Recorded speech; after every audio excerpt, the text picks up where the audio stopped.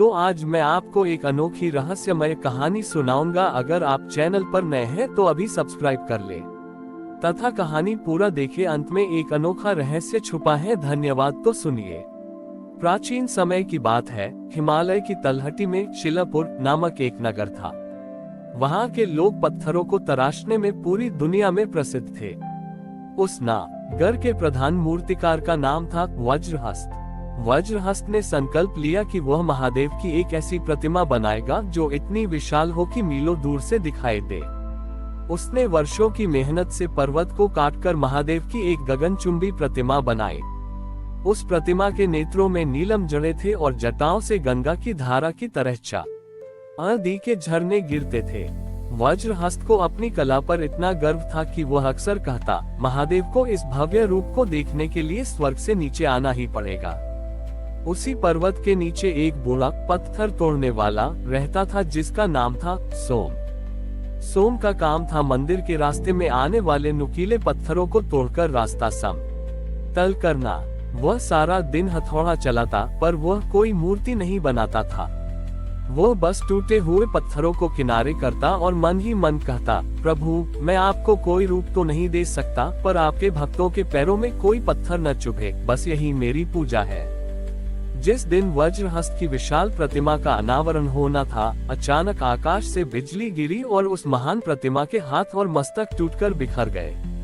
वज्रहस्त दहाड़े मारकर रोने लगा, हे महादेव, मैंने आपके लिए इतना भव्य रूप बनाया और आपने उसे स्वीकार करने के बजाय नष्ट कर दिया। उद्धरण चिन्ह। तभी पर्वत के मलबे के बीच से एक अदृश्य ज्योति प्रकट हुई और महादेव की गूंज सुनाई दी। वज्रहस्त, तूने पर्वत के शिखर पर मेरा चेहरा बनाया था, पर तूने उस नींव को नहीं देखा जिस पर वह टिका था। तूने मुझे देखने की वस्तु बना दिया, जबकि सोम ने मुझे राह का सहारा बना दिया।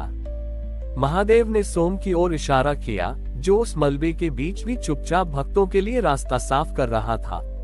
महादेव ने कहा, पत्थर का वह टुकड़ा जो किसी का रास्ता आसान कर दे, वह मेरे उस विग्रह से भी बड़ा है जो केवल अहंकार बढ़ाने के काम आए। सोम ने पत्थरों को तोड़ा नहीं, उसने उनके भीतर छिपी करुणा को तराशा है। अचानक सोम द्वारा हटाए गए वे साधारण पत्थर शिवलिंगों के रूप में चमकने लगे। वह पूरा रास्ता जिसे सोम ने साफ किया था, साक्षात महादेव के विग्रहों से भर गया।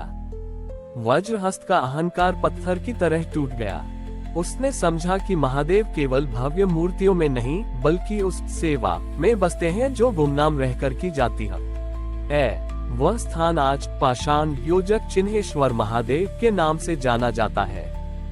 ये कथा हमें सिखाती है कि ईश्वर को ऊंचाइयों पर खोजने के बजाय हमें उन्हें अपने पैरों के पास उन छोटे कार्यों में खोजना चाहिए जो दूसरों के जीवन का कांटा निकाल सकें। जब हम नींव का पत्थर बनने को तैयार होते हैं, तभी महादेव हमारे भीतर प्रकट होते हैं। वज्रहस्त ने महादेव से पूछा, प्रभु, क्या मेरी कला व्यर्थ थी? महादेव ने मुस्कुराते हुए उत्तर दिया, पुत्र, कला तभी सार्थक है जब वह कलाकार को छोटा और ईश्वर को बड़ा दिखाए। तूने पहाड़ को जीता, पर सोम ने खुद को जीत लिया। तूने पत्थर को आकार दिया, पर सोम ने पत्थर को हृदय दे दिया। सोम, जिसे पहले लोग केवल एक मजदूर समझते थे, अब सिद्ध पुरुष कहलाने लगा। उसने कभी मंदिर नहीं बनाया, पर जिस रास्ते पर वह चलता, लोग उसे ही तीर्थ मानने लगे। आज भी पाषाण योजक चिन्हेश्वर मंदिर में ये परंपरा है कि मुख्य मूर्ति की पूजा करने से पहले लोग उस रास्ते के पत्थरों को नमन करते हैं, जिन्हें सोम ने साफ किया था। वज्रहस्त ने अब अपनी कला का घमंड त्याग दिया था और वह सोम के साथ मिलकर मार्ग के पत्थरों को समतल करने लगा। लेकिन इस बदलाव के बीच शिलापुर में एक नया संकट खड़ा हुआ। उस नगर का सेनापति अचल सिंह एक अत्यंत कठोर हृदय का व्यक्ति था।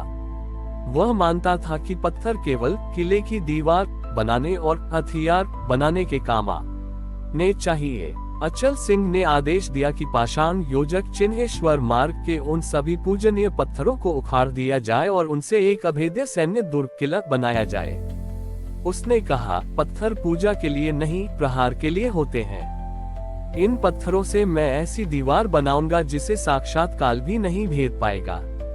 सैनिकों ने सोम द्वारा साफ किए गए पत्थरों को उठाना शुरू किया।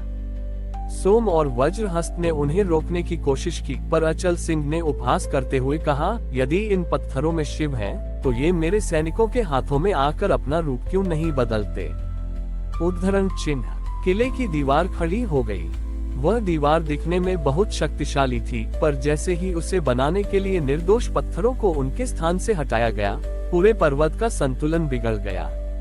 उसी रात एक भयंकर भूकंप आया। पहाड़ दरकने लगा और बड़े बड़े पत्थर नीचे नगर की ओर गिरने लगे।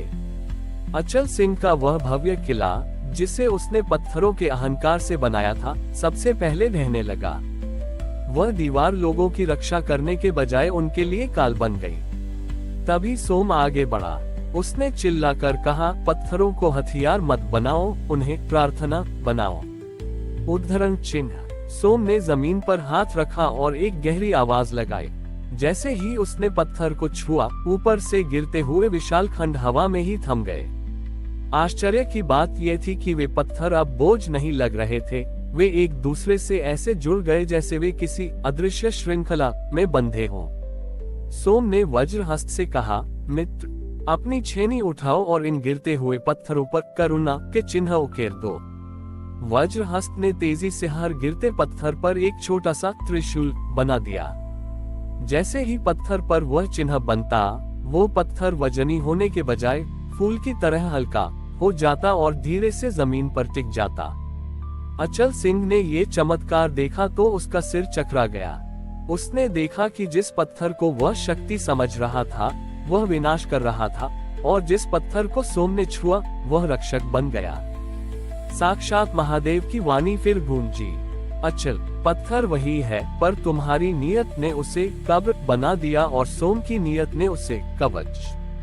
जो पत्थर अहंकार से जोड़ा जाता है, वो बिखर जाता है, और जो पत्थर सेवा के भाव से रखा जाता है, उसे स्वयं मैं थाम लेता हूँ। पहाड़ शांत हो गया। अचल सिंह ने अपनी तलवार फेंक दी और उन्हीं पत्थरों से एक आश्रय स्थल बनाया जहां राहगीरों को विश्राम मिलता था।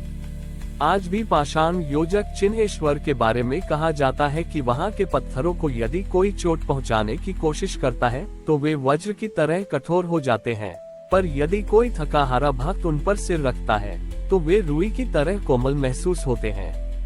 ये कथा हमें सिखाती है कि शक्ति का संचय यदि अहंकार के लिए हो तो वह विनाश लाता है, पर वही शक्ति यदि सेवा में लग जाए तो पत्थर भी परमात्मा का रूप ले लेते हैं।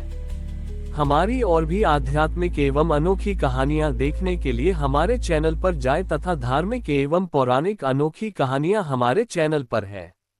कृपया जाके देखें तथा हमारे चैनल को सब्सक्राइब करके रखें और वीडियो लाइक जरूर करें। धन्यवाद।